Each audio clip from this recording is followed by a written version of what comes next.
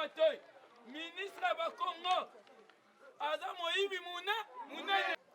sikoyo biso tolingi procès na balendela ngo tina suka batuna ba député banda 18 ans bovandi gratuité ezalaki na loi na biso bozalaki wapi nde sikoyo bazwa ministre ba Congo bakanga ye en désordre mais akende lona nde bilanga ntango azolona bilanga azolona kuna nde ezala bien peuple congolais aosepela nango détournement awa eza ministre ba Congo président neti azobanda conseil des ministres soki na terrain wo kaka na terrain ministre défense na ese wo awa na minute oyo biso moko 2000 mais après 2 jours batindi force ya Kenya bamilitaire ekendeki na yango ntango basoda baokita miziki ya leta idepesi vivo tozoloba actualité esalama na quartier na ya problème ya bekole mpo na gratuité oyo baseignant bazolela awa naza baseignant naza bametanga yango en baza na posa droit na bango ya gratuité mosusu na bekole bana baza na se baotango fele baseignant bazolela eza ndako ya mama mutu te ndako koko mutu te eza ndako ya peuple congolais eza boye te balobi na bainstitution yoke kuna obandi opie kotisaka na baposhe kotisaka na baposhe oganye ese biso tosepela nango tosepela nango te teke toza bapeuple tokotelema yango wana omoni kaluka président Bitakwira po aloba bamba mabe mukwa tasalamba we wo eyokani na braza bazwi bakonga bakitisi ye awa na capitale ntango bakitisi ye awa toye na kaluka parlement na biso yango oyo ezoloba aire nyonso problème eza na kati ya kaluka na quartier na biso toza na posa mpe ya développement zo baimage oyo baministre nyonso bamona yango lanse yango UDPS viva! Viva! UDPS viva! Viva! Faut koyeba rôle ya député. Député azali moto oyo bazali na congé parlementaire. Biso awa na Kaluka tozali na district ya Ngalema na Lukunga. Na district ya Lukunga ba député bazali. Tango ba député azali moto oyo azolobela peuple na pas na parlement. Mais biso ba député intérêt na biso ba maye ba chango na mai. C'est ainsi omoni ba député bazomona ba intérêt na bango. Ba yebi intérêt au peuple te. Tango bazui congé parlementaire et sengeli bazonga na ba base. Na base nde baye ba difficulté oyo peuple azo vivre nango. UDPS viva! Viva! Mais ya biso ya Congo eloko wana bayebaka yango te. C'est ainsi tozali kotelema tozokoyeba ke lokola baza kuna na union sacrée na gouvernement oyo bazali kosala lelo oyo eza na minute oyo basala bazwa ba préoccupation ya peuple congolais. Toza na mai te, toza na courant te, mai kutu ezalaka te, ba difficulté biloko talu bayeba ke peuple congolais azozela social. Tozozela social na gouvernement oyo. Topesi longonia na président de la république pone loko oyo asali ezalaka kutu te, ezalaka te. Umela au gouvernement musala ba changer mentalité. Mukwa tasalamba we bamba mabe topesa mpe mama aloba nga mpe napesi merci na bato oyo bakangi wili bakonga anyokoyi biso baenseignant bamesie ebele talanga na 6e classe na 2009 bana 2009 ti lelo natangisaka ti lelo na nazombongo leta te matricule eza te topesa bana mayele auti ndako ayebi kokoma te enseignant azonyokama mpona mwana ezala yo président ezala ministre soki enseignement te moyo okende kozwa mayele oyo kokoma kotanga okoyeba te biso posa na biso eza naye mokonzi ya mboka tozwa bambongo bamatricule tozala bien tozonyokama klase ofele me bana sikoyo bazofuta te okende klase bilamba sale te bana mpe richesse bapesa bamadame bamese bakombo oyo mese boye ayebi kolata te ayaka sale te sikoyo tonika bilamba na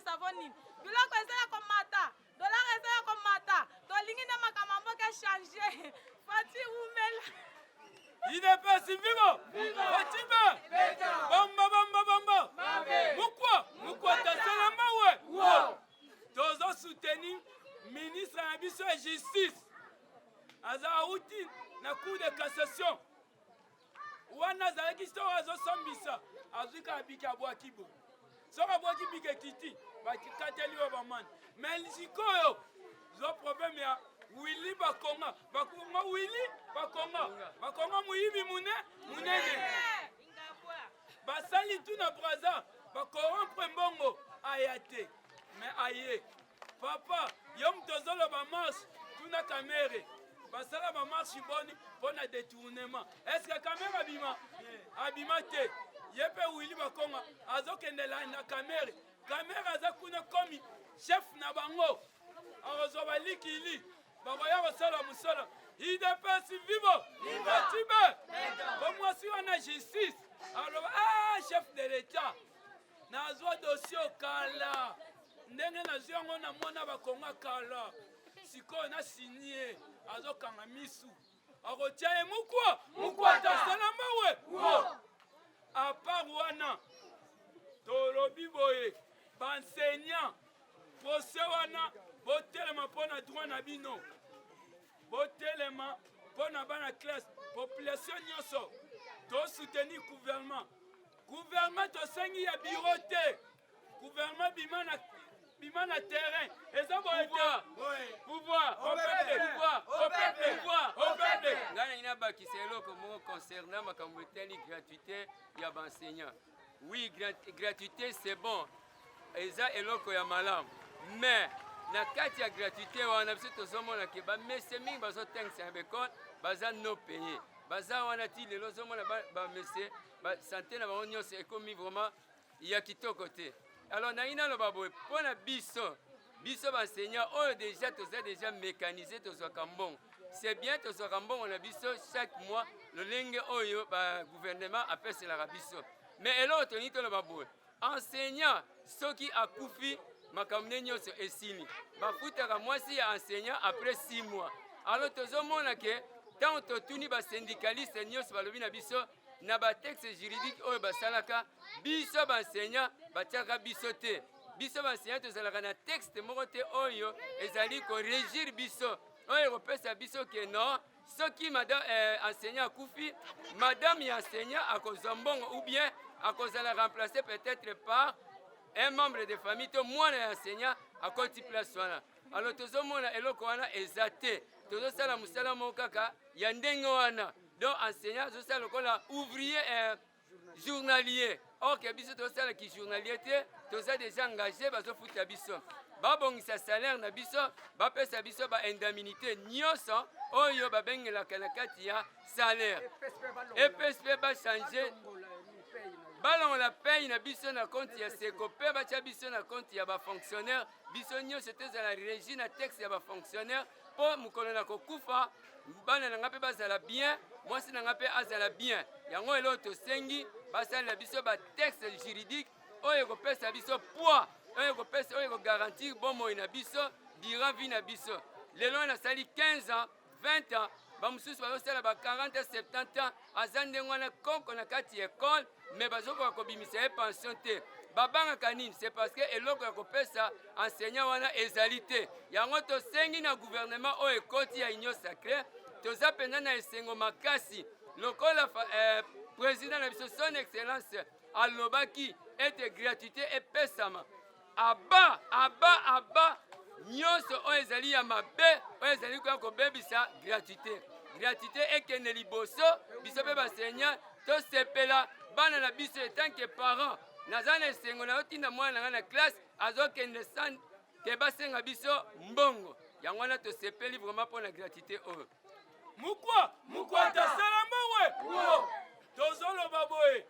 toza na mposa badepute botravaille rapide mpona intérêt ya peuple botravaille rapide mpona makambo ya este botravaille rapide mpona social bagouvernement travaille mpona eloko wana avantage mpe makambo ya forme ya seni tosala yango rapide na 2023 toyebi élection ezali mais tokenda na recensement eza boye te kati ya recensement toyeba nani aza congolais nani aza congolais te eza boye te